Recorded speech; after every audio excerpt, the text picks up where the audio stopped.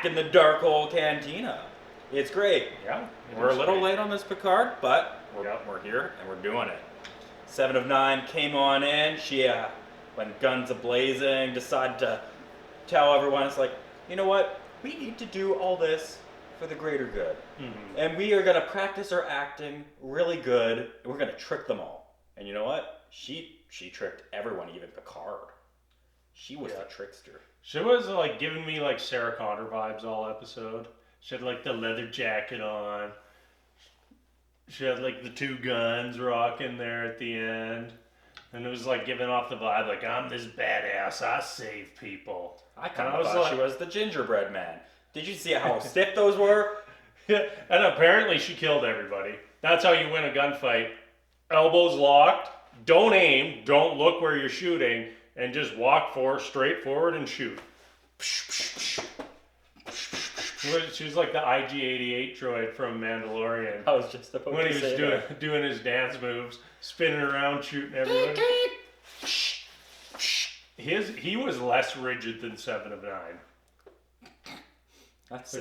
That's saying something. Yeah, her whole role in the episode was very weird to me. Like she just came on, like saved the Picard's ass, and then it's like, oh yeah, I'll help you out going to Free Cloud. You can use me as bait. And it's like, okay. Picard's security guard that he ended up hiring last episode. Did he even do anything? Elnor.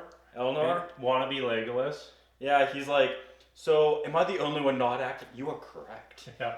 It's like, stand in the background. We highly regret hiring you for this job. Mm-hmm. Do nothing. Do nothing. This is a favor to your parents. That's how you got this acting gig. And basically, the one person who was playing like the security guard ended up being like the captain of the ship. He's like, oh, this person's pulling the gun out. Boom! Yeah. It's like, oh, I was sleeping on the job because you told me to do nothing. My whole theory of him being a hologram, I guess that's gone. That's gone. He's real. He's real. Unless you can have holograms off a ship. I don't think so. I don't know. Well, and he was shooting people and drinking drinks and... Yeah, and they're also got like bounty hunter puck things now going on. Yeah. Kind of like the Mando. Like, this is just like... I'm telling... This is the Star Trek show Star Wars fans always wanted. I know. It totally is. Here's your puck just in case you need a bounty hunter. And then they just... Whatever this is. Yes. Oh, man. I don't think I've actually seen Star Trek this gruesome before. No, I don't like even the Chris Pine movies. I don't think they got that graphic, like in that Borg scene where they took the eye out. Took the eye out, and that was almost like horror levels of gore in that scene, and I was like, what? Like, don't get me wrong, I enjoyed it. I liked it too, but it's not Star Trek. Because let's be real, Star Wars is better than Star Trek. No one's debating that. There's no one on the internet debating that. Everyone is fully on board. Star Wars is better. You mean Star Trek is better? Star Wars is better. I think you're pronouncing Star Trek incorrectly. No, Star Wars is better. Everybody knows that. It's a known fact. Mandalorian was just a hit. Why not have Picard just start ripping off Mandalorian? Next episode, Baby Picard. Baby Picard. Baby Picard. It's happening. They already tried Baby Datas. The Baby Datas, they were meh. The Dodge and Soji. Yeah, we are Baby Data. We are Baby. I like that. They should just do like a whole spin-off. It's just like a sitcom. Baby Data. Baby Data. Baby Data is my daughter. my daughter Data. Baby Data is my daughter, and this is my daughter. My 2 daughters. They had like a real weird bank heist vibe going on. Oh yes, very much. I don't understand why every show has like this requirement recently to do something like this. Yeah, we have to have the heist episode. And every time I see it, it just reminds me of Suicide Squad. And Suicide Squad just reminds me of like Guardians of the Galaxy. Yeah. And so far, the only one who's ever done it right, in my opinion, is Guardians of the Galaxy. Yeah. Suicide Squad, awful. That Mandalorian bank heist episode, awful. This Picard bank heist episode, awful. It's like, let's get a bunch of weird characters in a room together, see what happens, and make it as awful as possible to appease the 5-year-olds. I also liked how they were going on this whole tangent about you need to have the most outrageous outfit of all time. And they get him in his pimp hat. You need a feather. Gets the feather in. And then he walks into that bar. And he's like underdressed. He just fits in. Yeah, he's like on the lower end. Like that bad guy lady, like she looked badass. Mm-hmm. Like she had the outfit, and it looked like Rios. He just went to the thrift store and was like, "Yep, I'll have this, and it's like, Rios, you have a replicator. You can make whatever you want. You can even make Earl Grey tea." I haven't seen that in a few episodes. He had tea. This episode? He offered 7 of 9. 7 of 9. I'll have a bourbon straight up. Bourbon. Yeah, that was like her building up her Sarah Connor vibe. I need to be very manly, so when I shoot guns. Whoa. Did I hit you? She needed that third drink to loosen up a little bit, and then she would have had some range of motion.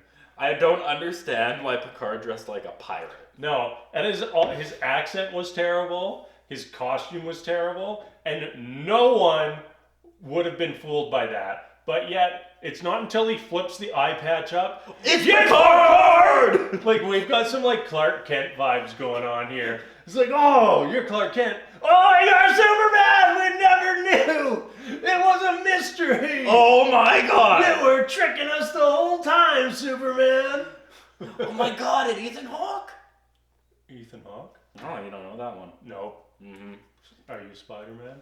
Oh, that's what the Asians say to the white guys. It's like, oh my god, it's Ethan Hawke. Oh. Yeah, and when a white guy looks at an Asian guy, it's like, oh my god, it's Jackie Chan. You've never heard that joke? No. Family Guy made it once. Family Guy? I'm ripping off Family Guy. That's a show that I just hated, start to finish. Couldn't do it. You know what? They had their Star Wars episode of Family Guy. And you know what they didn't have? Star Trek episode. So that tells you that Star Trek is better because you hate Family Guy and they did it. But they still needed to try to rip off Star Wars. Yeah. Debatable. Come on. How about that Bruce Maddox storyline? That ended very abruptly. This is like the one thing that kind of happens in this show. It's like, we are going to get this piece of information, we're going to progress the plot, and it goes away. And gone. We've got Daj. Daj is going to answer all these questions and dead.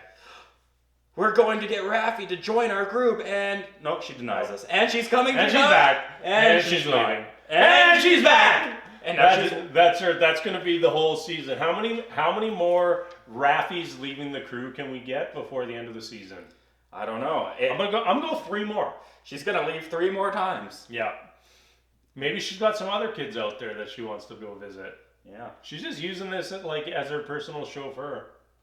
Oh, I was actually kind of excited for this Maddox story arc because it's like, finally, we're gonna get some information. Yeah. And it's like, I don't even want answers.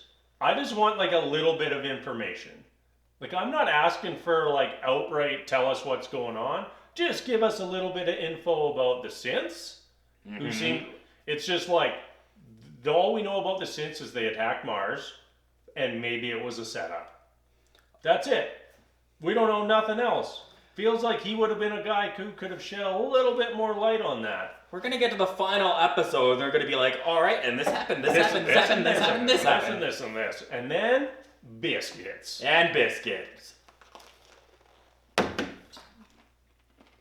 We needed butter. I like butter. This is very dry. You got water. Okay, bye. Bye.